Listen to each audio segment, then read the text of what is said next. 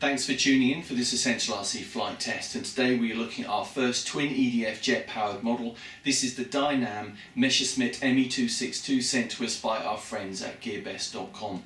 There's a lot of history behind the ME-262. It was the world's first operational jet powered fighter aircraft.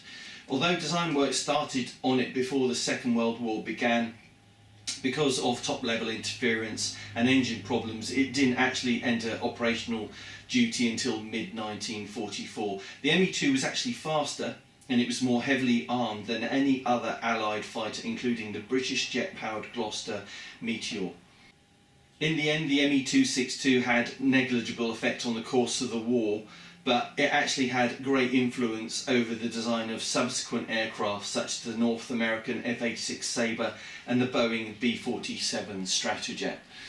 So this model is large. It's 1.5 meters wingspan. It's made of EPO foam. Gearbest sell it in two different versions, either the plug and play or the ready to fly version. The ready to fly version comes with everything that you need to fly, including the transmitter, receiver and the flight battery, and the plug and play version does not come with those three items, so you need to find your own radio equipment. Okay, so let's take the components out of the box and see what it looks like. Okay, so we've unboxed all of the components with this ready-to-fly version of this Dynam ME-262. So let's start with the fuselage. At the back we can see we've got the control rods already in place that we'll have to hook up to the elevators and the rudder when we've glued those in place. Looking inside the fuselage, we can see that those servos are in place and hooked up to the control rods. We've got the receiver in place and we'll have to glue that down. And our flight pack, battery pack, is going to go in the front here. We have the elevators, and these are going to glue onto either side of the vertical stabilizer, which has the rudder as well, and we'll have to glue the horns onto that. We have the engine nacelles. They already have the fans units inside them, and these connections will have to plug into the speed controllers that we have here. The canopy glass and the pilot will fit on top here. Easily done, glue those in place. We have the wings, so we've got the ailerons and the retractable landing gear already in place, and we'll just have to hook up these cables into the receiver. And we have the battery pack, 4000 milliamp 4 cell, and we have the transmitter as well, which I suspect you just need to put in some four AA batteries to power that. Okay, so that's it. So what we're going to do now is put this together and see what it looks like. Okay, so that's assembly complete of this Dynam ME-262 from gearbest.com, and it really does look good when you've got it all together and you've got the decals applied. It takes maybe 3 to 4 hours to put together, and that's not too long considering the complexity of the model and the size. But this ready to fly version comes with the transmitter, the flight battery and the receiver, as I was saying earlier. So if we take the canopy on and switch it on,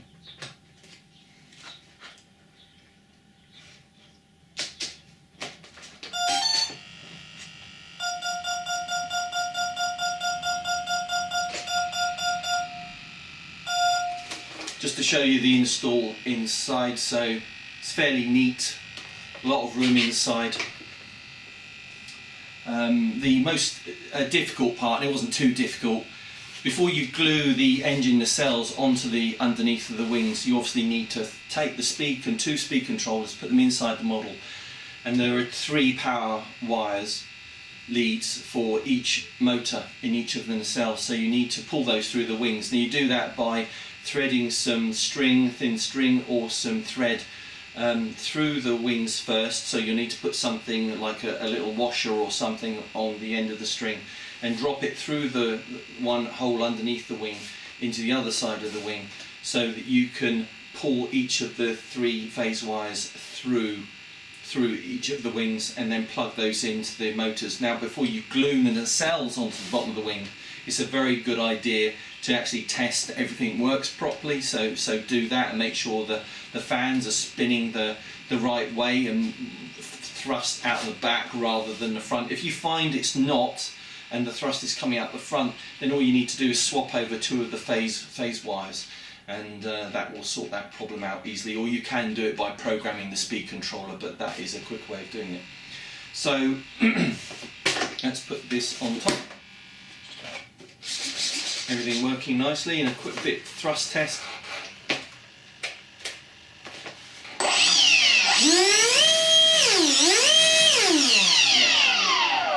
So quite a lot of thrust from those two motors and fans when they're running at full speed, so it's going to generate a lot of thrust, gets in the air quickly.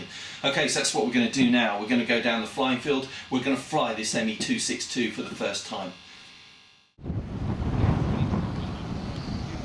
Okay, so here we go, Dynam ME-262. We've put it together. The only little thing I'm going to point out during the build is, you see there, Richard's on camera, but you see at the back, what I've used is little zip ties to hold those tubes for the push rods close to the fuselage and to the tail, and that stops them from moving around. That's the only little change I've made, and you'll get a better control having done that. So let's fly it and see how it goes.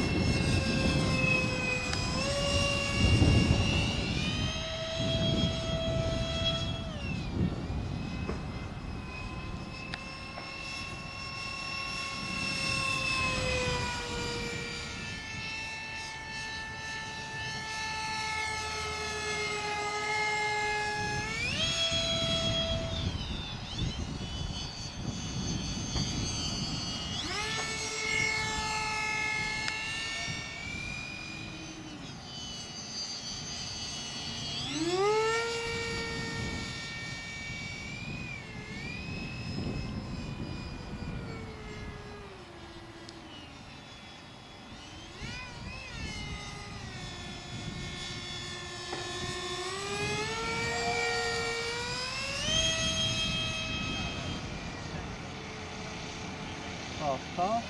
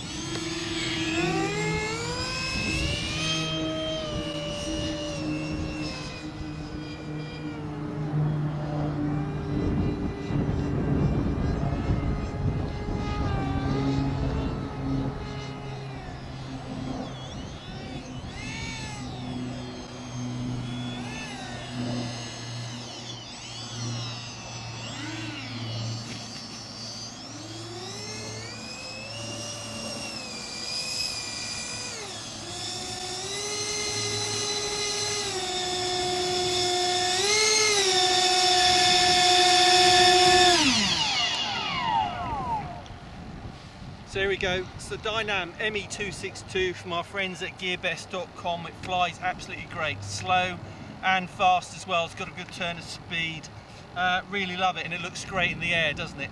So that's it for this Essential RC flight test. If you're interested in watching more Essential RC flight tests, then please subscribe to this YouTube channel using the button at the top of the screen now, or you might want to look us up on our Facebook group. We've got news, reviews and the occasional free giveaway. But thanks for watching this one. Thanks to Richard for on video, on the camera. See you next time.